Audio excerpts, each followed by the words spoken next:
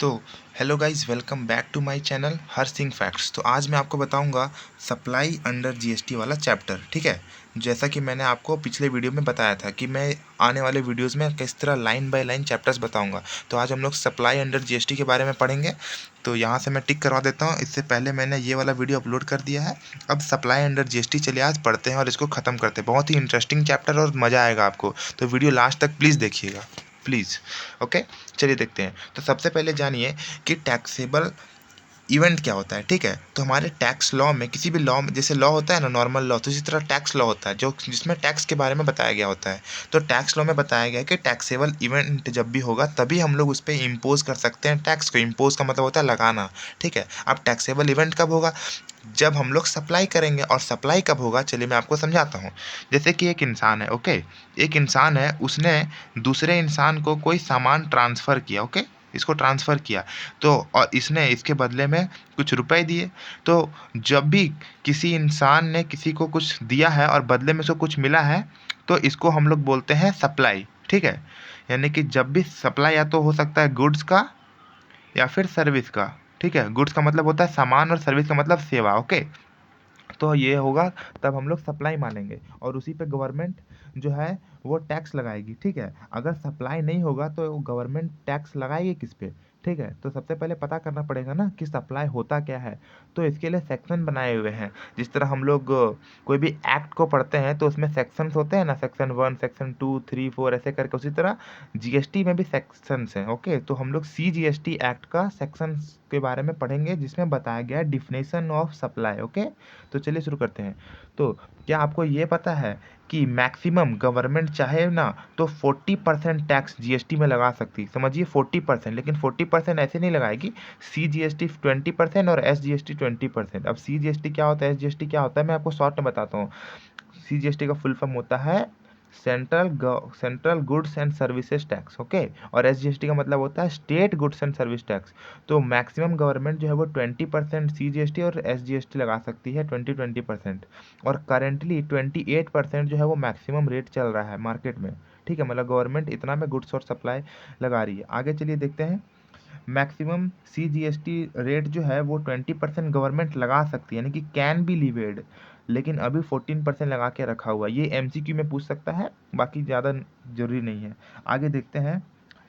Forward charge mechanism एक mechanism होता है, ये थोड़ा जान लीजिए, आगे मैं फिर बताऊंगा आने वाले वीडियोस में। अभी मैं आपको शॉर्ट में बता रहा हूँ क्योंकि यहाँ पर सामने आपको दिख रहा होगा। तो फॉरवर्ड चार्ज मैकेनिज्म में क्या होता है कि एक इंसान होता है सप्लायर। ठीक है, एक सप्लायर होता है जो सामान को सप्लाई करता है रिसिपिएंट को। ओके, ये रिसिपिएंट है यानी कि जिसको सामान मिल रहा है।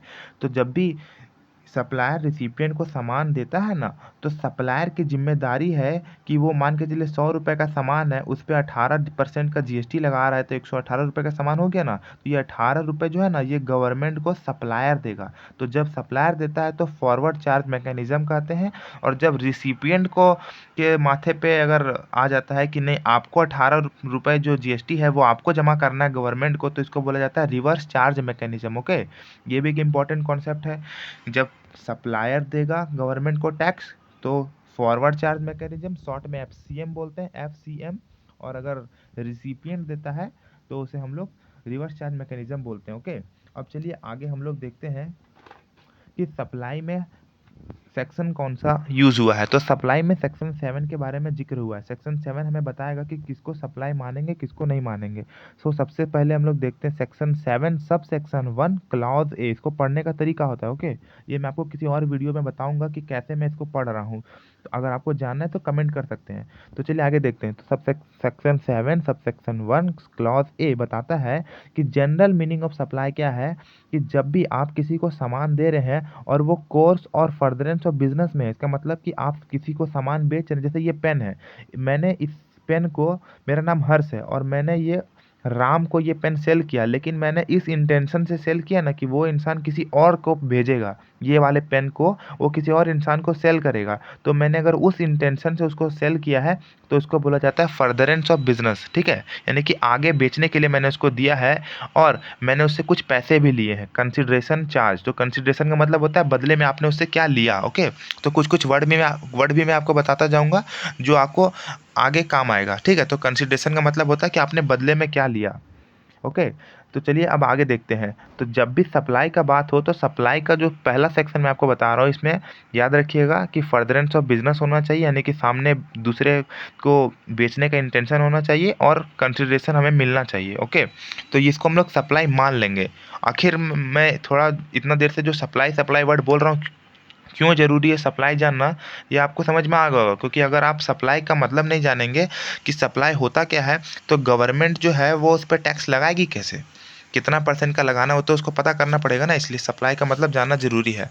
अब आगे देखते हैं subsection 1 like section 7 subsection 1 clause b. इसमें बताया गया है कि अगर आप इंपोर्ट ऑफ सर्विस करते हैं, इंपोर्ट ऑफ सर्विस का मतलब बाहर से, इंडिया के बाउंड्री के बाहर से अगर आपने किसी पर्सन से कुछ सामान खरीदा है और उस पर अगर आपको टैक्स लगाना है या नहीं लगाना है ये चेक करना है, तो आपको ये वाला सेक्शन पढ़ना पड़ेगा। और ये सेक्शन बताता है कि जब भी आप बाहर से कुछ सामान मंगाते हैं, खरीदते हैं, और वो कंसिडरेशन के द्वारा मतलब उसके बदले आप कुछ पैसा देते हैं, ज़रूरी नहीं है कि वो फर्दरेंस ऑफ बिजनेस हो या नहीं हो। मतलब कि मैं आपको एक शॉर्ट में एग्जांपल देता हूँ। मान के चलिए एक इंसान है, इसका नाम है जॉनी, ठीक है, और एक इंसान है, इसका नाम है राम। राम तो इंडिया में रहता है और ये बाहर रहता है। इसने इसको जो है ना वो एक मोबाइल फ़ोन दिया, ठीक है, एक मोबाइल फ़ोन दिया, लेकिन इस इंसान को मोबाइल फ़ोन जो है ना किसी दूसरे इंसान को बेचना नहीं है, बस इसने इसको मोबाइल फ़ोन दिया और इसने इसको पैसा दे दिया, तो इसको हम लोग सप्लाई मान लेंगे, क्योंकि इसने इम्पोर्ट ऑफ सर्विस किया, यानी कि ये तो बाहर का इंसान है ना। मान के चलिए इंडिया का मैप है, ठीक है, इंडिया का मैप है, ये बंदा तो इंडिया के बाहर रहता है, इसने इंडिया वाले को सामान बेचा, ठीक है, तो इसको हम लोग सप्लाई मान लेंगे। और सप्लाई अगर मान लेंगे तो हमारा इंडिया का गवर्नमेंट के पास पावर आ जाएगा कि ये जो मोबाइल फ़ोन है इस पर जीएसटी लगा दो और अपना जेब को गर्म कर लो, ठीक है। आगे देखिए सब सेक्शन 1 और क्लॉज सी में आते हैं, ठीक है।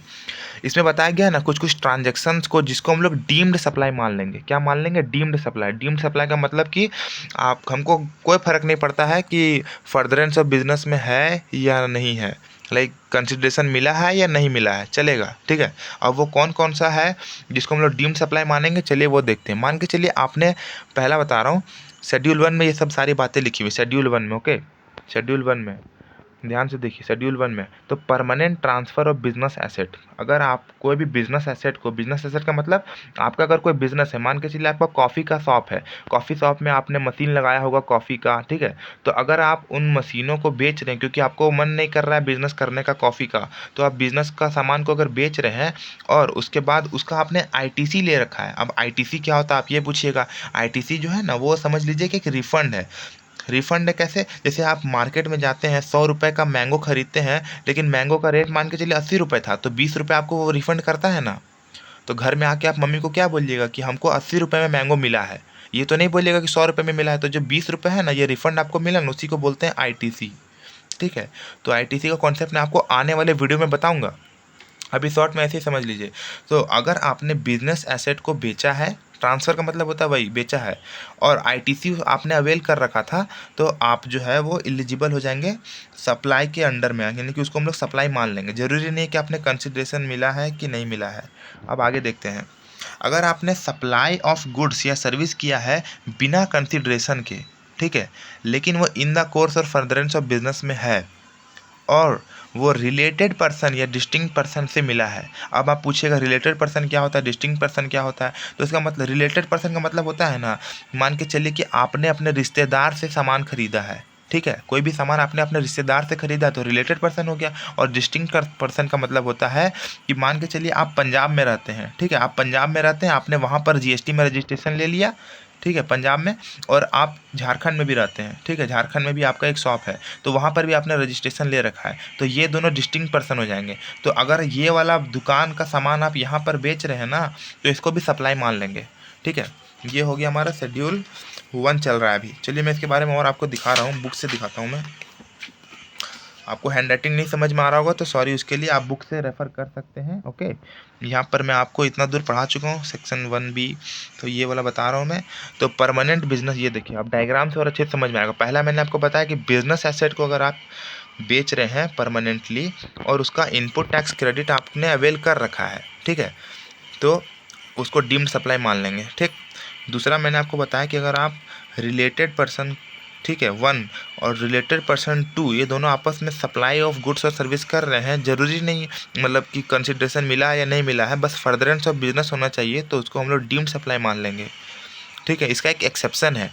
एम्प्लॉयर अगर एम्प्लॉय को कोई सामान दे रहा है, एम्प्लॉयर का मतलब होता है, आप लोग तो जानते होंगे एम्प्लॉयर का मतलब कि जो हम लोग का वो नहीं रहता है, नौकरी जो हमें देता है, और ये जो है जो हम लोग एम्प्लॉय जो हम लोग काम करते हैं, तो एम्प्लॉयर अगर खुशी खुशी हम लोग को कोई गिफ्ट दे रहा है और गिफ्ट का दाम जो है वो 50,000 से कम है एक फाइनेंशियल ईयर में, तो उसको सप्लाई नहीं मानेंगे। बाकी इससे ज़्यादा होगा तो उसको सप्लाई मान लेंगे। फिर supply between principal and agent. अब प्रिंसिपल और एजेंट क्या होता है, जैसे कि नहीं मान के चलिए आपको कुछ इंश्योरेंस पॉलिसी को बेचना है, तो आपने एक एजेंट को हायर कर लिया। ठीक है, इंश्योरेंस पॉलिसी एजेंट आपने देखा होगा ना, LIC करवाने के लिए घूमते रहते हैं कि LIC करवा लीजिए। तो आपने प्रिंसिपल हैं और अपने एजेंट को आपने बोला है कि भाई कस्टमर लाओ और कस्टमर को बेचो, और एजेंट के पास पावर है ना कि वो अपने नाम से बिल काट सकता है, इशू अपना नाम को अपने नाम से कस्टमर को कर सकता है कि हाँ मैंने इंश्योरेंस आपका करवाया है। तो इस वाले ट्रांजैक्शन को हम लोग सप्लाई बोलेंगे। फिर से मैं बोल रहा हूँ, सप्लाई इसलिए ज़रूरी है जानना ताकि हम लोग उस पर टैक्स को पता कर सकें कि टैक्स लगना चाहिए या नहीं लगना चाहिए, किस रेट से लगना चाहिए, इसलिए सप्लाई जानना ज़रूरी है। और मैं ये बता रहा हूँ, ये शेड्यूल 1 की बातें बता रहा हूँ, जहाँ पर कंसिडरेशन नहीं भी मिलेगा तो भी चलेगा। और कंसिडरेशन क्या होता है मैंने थोड़ी देर पहले बताया आपको। आगे देखिए, अगर आप एक सप्लायर से सामान खरीद रहे हैं, आप कौन, एजेंट, अगर आप एक एजेंट हैं और आप सप्लायर से सामान खरीद रहे हैं, कोई सामान खरीद रहे हैं, जैसे आपका जूता का दुकान है, आप सप्लायर से जूता खरीदे एजेंट के रूप में, और आपके पास पावर है कि आप इनवाइस रेज कर सकते हैं अपना नाम से, एजेंट खुद का नाम से, और आप प्रिंसिपल को दे रहे हैं वही वाला जूता, तो इसको भी हम लोग डीम्ड सप्लाई मान लेंगे। और लास्ट है इम्पोर्टेशन ऑफ सर्विस, यानी कि आप सामान को इम्पोर्ट कर रहे हैं भारत के बाहर से इंडिया में, ठीक है, पर्सन आउट ऑफ इंडिया से पर्सन इन इंडिया को आप सप्लाई कर रहे हैं सर्विस, ठीक है, और वो फर्दरेंस ऑफ बिजनेस में है, तो इसको हम लोग डीम्ड सप्लाई मान लेंगे। हो सकता है आपको नहीं समझ में आ रहा हो, नहीं समझ में आ रहा है तो आप वीडियो को दोबारा चला सकते हैं, ओके, वरना वीडियो लंबी हो जाएगी। चलिए अब मैं आपको लेके चलता हूँ शेड्यूल 2 में, जो आपको बताता है ना कि एक्टिविटी और ट्रांजैक्शन जिसको हम लोग ट्रीट करेंगे सप्लाई ऑफ गुड्स और सर्विस, ठीक है। तो सबसे पहले अगर आप ट्रांसफ़र कर रहे हैं सामान का तो उसको हम लोग गुड्स मान लेंगे। मतलब ये मैं जो बता रहा हूँ ना, ये क्या है कि गवर्नमेंट जो है ना बहुत पहले नहीं पता कर पाती थी कि किसको हम लोग सप्लाई बोलेंगे और किसको हम लोग मतलब सप्लाई ऑफ गुड्स बोलेंगे और किसको हम लोग सप्लाई ऑफ सर्विस बोलेंगे। तो अब गवर्नमेंट ने एक शेड्यूल निकाला है। शेड्यूल का मतलब आप समझ लीजिए कानून बताया है इन लोग गवर्नमेंट ने कि किसको हम लोग गुड्स मानेंगे, किसको सप्लाई मानेंगे। तो समझिए अगर आप कोई सामान किसी को दे रहे हैं और आपने टाइटल दे दिया, टाइटल का मतलब कि ओनरशिप आप अगर सामने वाले को दे रहे हैं तो इसको हम लोग बोलते हैं सप्लाई ऑफ गुड्स, ठीक है। और अगर आप ओनरशिप दे रहे हैं किस चीज़ का, मतलब ये वादा कर रहे हैं कि भाई हम आपको ओनरशिप बाद में दे देंगे, तो इसको भी गुड्स मान लेंगे। जैसे कि ये पेन है, मैंने आपको बोला कि आज से 5 साल बाद मैं आपको ये पेन दे दूंगा, आखिर ये तो एक सामान है ना, ये सर्विस थोड़ी ना, एक सामान है। तो सामान मैं बोल रहा हूँ आने वाले डेट में दे दूंगा, तो इसको भी सप्लाई ऑफ गुड्स मानेंगे। और क्यों मानना ज़रूरी है, क्योंकि गवर्नमेंट ने बोला है। और गवर्नमेंट ऐसा क्यों बोला है, क्योंकि उनको लगाना है टैक्स, किस रेट पे लगाना है ये तो तभी डिसाइड होगा ना जब वो गुड्स है या सर्विस है। आगे देखिए, right undivided share in goods without transfer of title in them. मतलब कि मान के चलिए सामान है, मैंने अपने दोस्त को बोला भाई ले यूज़ कर ले, लिख ले इससे तू, ठीक है, और बदले मेरे को 5 रुपये दे देना। तो ये क्या हो गया, मैंने उसको राइट टू यूज़ दिया है, मैंने उसको सामान नहीं पकड़ा दिया कि जा घर ले जा, मैंने उसको बोला भाई लिख ले, बदले में 5 रुपये दे देना, तो वो सर्विस हो गया। फिर लैंड एंड बिल्डिंग, अगर आप अपने लैंड या बिल्डिंग को लीज़ पे दे रहे हो, लीज़ का मतलब उसको रेंट पे दे रहे हो, समझ लो कुछ दिन के बाद आप उससे ले लोगे। टेनेंसी पे दे रहे हो मतलब कि रेंट पे दे रहे हो, ठीक है। असेसमेंट हो गया, लाइसेंस टू ऑक्यूपाई लैंड, ये सब उसको दे रहे हो तो इसको सप्लाई ऑफ सर्विस मानेंगे, ओके। लीजिंग कर रहे हो, लेटिंग आउट कर रहे हो, मतलब किराए पे दे रहे हो बिल्डिंग को, बिल्डिंग जरूरी नहीं है कि कमर्शियल हो, रेसिडेंशियल कॉम्प्लेक्स हो तो भी चलेगा, तो उसको सर्विस मानेंगे। फिर ट्रीटमेंट और प्रोसेस, मतलब कि मान के चलिए आपका कपड़ा का दुकान है, आपको बोला किसी ने कि भाई मेरे को तो ब्लू रंग का बटन लगा दो, एक बढ़िया सा टाई लगा दो और उसमें पैकेट जो है वो बड़ा रखना। तो ये क्या हो रहा है, ट्रीटमेंट और प्रोसेस, मतलब कि एक नॉर्मल सा कपड़ा पे आपने पैकेट बनाया, बटन लगाए, तो आपने क्या किया, उसमें कुछ अनदर प्रोसेस किया, ठीक है, तो इसको हम लोग सर्विस बोलेंगे। ओके। आगे ट्रांसफ़र ऑफ बिजनेस एसेट, अगर आप बिजनेस एसेट को ट्रांसफ़र कर रहे हैं तो उसको गुड्स बोलेंगे। बिजनेस एसेट क्या होता है, जैसे कि आपका कॉफ़ी का शॉप था और उसमें आपने मशीन लगा रखा था कॉफ़ी बनाने का, आपने टूल्स चेयर वगैरह लगाए थे, तो उसको हम लोग गुड्स बोलेंगे। और सर्विस हम लोग तब बोलेंगे जब आपने कॉफ़ी शॉप किसी और को दे दिया, भाई कुछ दिन यूज़ कर ले तू और बेच सामान। ठीक है, तो ये हो गया आपका सप्लाई ऑफ सर्विस। आगे चलते हैं, goods forming part of asset और बिजनेस एसेट वही चीज़ बोल रहा है कि आपके पास जो है वो एसेट था, मतलब दुकान में, और आप उसको बेच रहे हैं। ये हो गया आपका क्या, गुड्स। लेकिन इसका कुछ एक्सेप्शन है। अगर बिजनेस ट्रांसफ़र हुआ एज अ गोइंग कंसर्न का मतलब होता है ना कि आपको पता है कि अब आपका बिजनेस जो है वो भी बंद नहीं होने वाला है। ठीक है, आपको पता है कि बिजनेस अभी चलेगा। अगर आप उस इंटेंशन से अपना सामान को बेच रहे हैं ना, अपना पूरा दुकान को, तो उसको गुड्स नहीं माना जाएगा। और अगर बिजनेस कैरी हुआ है on by personal representative who is deemed to be a taxable person. आगे देखिए, रेंटिंग ऑफ इमूवेबल प्रॉपर्टीज़ को सर्विस माना जाएगा। इमूवेबल प्रॉपर्टी का मतलब होता है जिसको हम लोग हिला डुला नहीं सकते। जैसे ये किताब है, इसको तो हम लोग हिला सकते हैं ना, तो ये मूवेबल प्रॉपर्टी हो गया। इमूवेबल मतलब कि लैंड, बिल्डिंग, ठीक है, कोई मशीन आपने लगा दी जिसको आप हिला नहीं सकते हो। ओके, फिर तो इसको हम लोग सर्विस मानेंगे। उसके बाद देखिए, टेम्पोररी ट्रांसफ़र और permitting use of enjoyment of intellectual property right. Intellectual property right का मतलब होता है, जैसे कि आपने पेटेंट का नाम सुना होगा, गुडविल का नाम सुना होगा। आपने अगर इसका इस्तेमाल किसी को करने के लिए दिया है ना, जैसे कि हल्दीराम, क्या होता है, कहीं कहीं पर होटल नया नया खुला है, उसने हल्दीराम को बोला भाई मैं अपना तुम्हारा नाम मैं अपने बोर्ड के नीचे लिख दूँ, तो हल्दीराम उसको अलाउ कर देता है, बदले में उसको कुछ पैसा ले लेता है। 1 लाख रुपया मान के चलिए ले लिया, और 1 लाख रुपये में गवर्नमेंट बोलती है लाओ भाई मुझे टैक्स दो। अब गवर्नमेंट को डिसाइड कैसे करेगी कि वो गुड्स का सप्लाई था कि सर्विस का, तो इसीलिए उन लोगों ने रूल बनाया है कि जब भी आप ट्रांसफ़र कर रहे हो या यूज़ करने के लिए दे रहे हो अपना इंटेलेक्चुअल प्रॉपर्टी राइट को, तो उसको हम लोग सर्विस मानेंगे। और सर्विस मानेंगे तो उस पर अपना जीएसटी का रेट लगा देंगे। और जीएसटी का क्या रेट होगा, ये एनेक्स्चर आता है, आप गूगल से इसे डाउनलोड करके देख सकते हैं। ये आपको एग्जाम में दिया हुआ रहेगा अगर क्वेश्चन आता है तो। ओके, मोस्टली 18% रहता है, 5% रहता है या 12% रहता है। ओके, फिर development, design, programming, customising of IT software, मतलब कि आपने एक ऐप बनाया, ऐप में आपको एग्जिट फीचर में कुछ कुछ फीचर डलवाने हैं या फिर हटाने हैं, तो उसके लिए भी तो आप उसको पैसे देंगे उस इंसान को, तो इसको हम लोग सर्विस बोलेंगे। ठीक है, सप्लाई ऑफ सर्विस। फिर लास्ट है transfer of right to use in goods और फॉर एनी पर्पस, आपने सामान का इस्तेमाल करने के लिए किसी को दिया है, उसको भी हम लोग वही बोलेंगे, सामान का इस्तेमाल के लिए सर्विस। फिर लास्ट है आपका कंपोजिट सप्लायर। अगर आप वर्क कॉन्ट्रैक्टर हैं, जैसे कि आपने देखा होगा कोई कोई लोग ठेका पे पूरा बड़ा बड़ा बिल्डिंग बनाते हैं, है ना, वो लोग बोलते हैं कि हम बिल्डिंग कंप्लीट कर देंगे, पेंटिंग, वॉशिंग, मतलब टाइल्स लगाना, सब कुछ कंस्ट्रक्शन वगैरह कर देंगे, तो उसको वर्क कॉन्ट्रैक्टर बोलते हैं। तो जब भी वो ठेका लेता है ना, तो उसको सर्विस बोला जाता है, फिर उस पर सर्विस का रेट लगाया जाता है। ओके, अब चलिए लास्ट चीज़ मैं आपको दिखाता हूँ कि क्या हम लोग किसको हम लोग नॉन सप्लाई बोलेंगे जीएसटी में, मतलब कि शेड्यूल 3 में बताया गया कि किसको हम लोग सप्लाई नहीं मानेंगे। तो जब भी आप जो है वो सप्लाई, ऐसा मतलब जैसे कि मैं बता रहा हूँ, अगर आप एम्प्लॉई हैं और आप एम्प्लॉयर को सर्विस दे रहे हैं, तो उसको हम लोग सप्लाई ऑफ सर्विस नहीं मानेंगे, क्योंकि आपने तो एम्प्लॉयमेंट के तौर पे किया है ना, तो उसको हम लोग वो नहीं मानेंगे, सर्विस नहीं मानेंगे। या उसके बाद सर्विस बाय एन कोर्ट और ट्रिब्यूनल, अगर आप वकील हैं, मतलब कोर्ट में वकील हैं, ठीक है, जज साहब हैं, और आप अगर सुनवाई दे रहे हैं, तो उसको भी हम लोग गुड्स और सर्विस का सप्लाई नहीं मानेंगे। फिर अगर आप मेंबर ऑफ पार्लियामेंट है, स्टेट लेजिस्लेचर के हैं, तो भी आप अगर कुछ भी मतलब अपना प्रोफेशनल नॉलेज यूज़ करके सर्विस दे रहे हैं, तो उसको नहीं मानेंगे सप्लाई। उसके बाद ये सब पढ़ लीजिएगा आप, ये सब इतना नहीं आता है, मतलब नॉर्मल चीज़ है। फिर ये देखिए, सर्विस ऑफ फ्यूनरल, मतलब कोई इंसान मर गया तो उस पर अगर आपने जीएसटी वगैरह पे किया है तो वो सब सर्विस नहीं माना जाएगा। सेल ऑफ लैंड, ये भी नहीं माना जाएगा supply of service. Actionable claims, इसको भी हम लोग सर्विस नहीं मानेंगे, लेकिन इसमें कुछ एक्सेप्शन है। अदर देन का मतलब होता है एक्सेप्शन। लॉटरी, बेटिंग, गैम्बलिंग, अगर आप इसके लिए पैसा पे कर रहे हैं तो उसको हम लोग सर्विस मान लेंगे, और मान लेंगे उसके बाद उस पर जीएसटी लगा देंगे। फिर एक लास्ट कॉन्सेप्ट आता है कंपोजिट सप्लाई क्या होता है और मिक्स सप्लाई क्या होता है। तो कंपोजिट सप्लाई का मतलब होता है ना कि जब भी कोई भी दो सामान या दो से ज़्यादा सामान आपको दिया जा रहा है एक साथ, ठीक है, जैसे कि मोबाइल और उसका चार्जर, ओके, ये दोनों हमेशा साथ में आपको मिलता है, तो इसको कंपोजिट सप्लाई बोलते हैं। इसमें आपको जीएसटी का रेट लगता है मोबाइल वाला, ठीक है। फिर एक होता है मिक्स सप्लाई। मिक्स सप्लाई मतलब आप दुकान गए, दुकानदार आपको बोल रहा है भैया जी मोबाइल ले लीजिए, मोबाइल के साथ हेडफ़ोन भी आपको फ्री में मिल जाएगा, आपको चार्जर भी मिल जाएगा, आपको टेम्पर्ड ग्लास भी मिल जाएगा, आपको एक फ्रिज भी मिल जाएगा, एसी भी मिल जाएगा। अब कोई लॉजिक होता है एसी मिलने का, फ्रिज मिलने का? नहीं, लेकिन आपको वो दे रहा है और आपको उसने ये नहीं बताया कि कितना रुपए पड़ रहा है। आपको उन्होंने बोल दिया कि आप 80,000 रुपए दे दीजिए, आपको ये सारा कुछ दे देंगे। तो इसमें आपको देखना रहता है ना कि किस सामान का रेट सबसे ज़्यादा है, जीएसटी का रेट सबसे ज़्यादा है। इसका मैं एग्ज़ाम्पल देता हूँ, मान के चलिए आपको टीवी मिल रहा है, एसी मिल रहा है, ठीक है?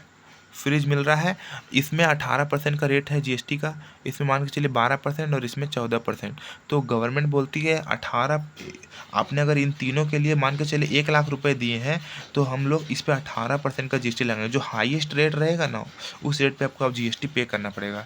इसका आप लोग एग्जांपल देख सकते हैं, gift packet compromising chocolate candy sweet फगरून। तो इनका कोई रिश्ता नहीं है, नेचुरल बंडलिंग नहीं है, नेचुरल बंडल नहीं होना चाहिए, तो इसको मिक्स सप्लाई मानेंगे। और अगर नेचुरल बंडल है तो इसको कंपोजिट सप्लाई मानेंगे। ओके, बाकी आप डिफिनेशन देख सकते हैं, स्क्रीनशॉट ले सकते हैं। और मेरे चैनल पे इसी तरह वीडियोस को देखते रहिए। थैंक यू गाइस, इतना दूर अगर आपने देखा है तो दिल से thank you. Bye bye, subscribe जरूर करिएगा।